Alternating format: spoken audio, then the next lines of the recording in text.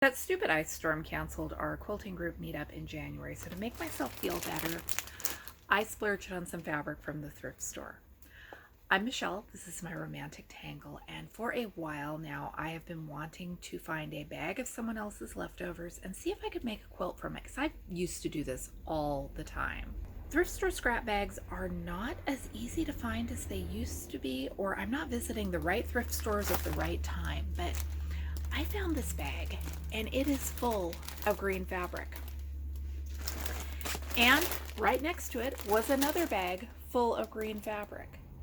Lots of lights, lots of darks, lots of mediums. I don't know or care if these are leftovers from one quilt or if someone just cleared out her shelves. And this was her green fabric stash. I see a lot of potential here.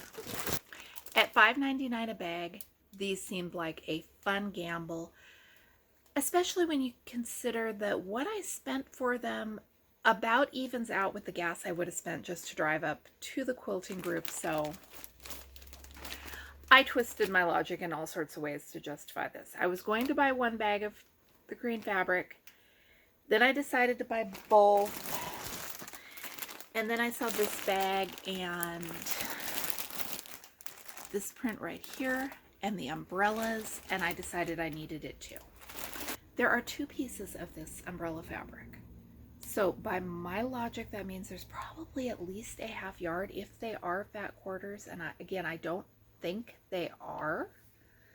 I'm trying not to get ahead of myself because when people pack up fabric to donate it, it may not be nice squares and rectangles. It might have pieces oddly fussy cut out of it. It might have been used to cut out clothing and have some really weird shapes you have to trim away.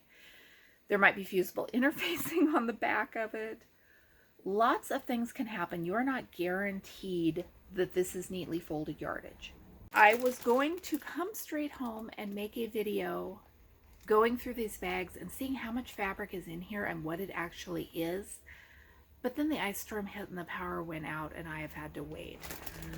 I am dying to dig into these. Sorting through bag one made it obvious I haven't bought fabric in a long time. These are half yard cuts. These are 1 yard cuts. These are smaller cuts. And I am guessing 1, 2, 3, 4 yards, 5, 6, 7, probably about 9 yards of fabric in that bag. Wasn't too far off from my original guess, and most of it's pretty nice fabric. Let's go on to bag 2. Remember what I said about fusible lining? This whole piece is lined with something. It'll work for a bag or something that's not a quilt. Bag number 2 is a lot less exciting. These are 1 yard cuts, a half yard cut, a bunch of smaller cuts. There is less exciting fabric in this one. This is flannel from Joann's, which is fine. It just won't work with the rest of it to be a quilt. But look at this here. Look at these rectangles. That's a little Christmas quilt waiting to happen, and I'm going to keep these separate and play with them later because there's something here. Either that or I could use these to back cross-stitch projects and make Christmas ornaments.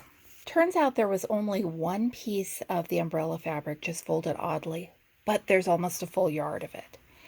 And there's almost a full yard of this lovely bird print, more than a half a yard of the dress dummies. I've got ideas for this one, and you can never have enough black. My guesses were a little bit off. There's not quite as much fabric as I had hoped for, but it is in bigger pieces than I expected, which is good.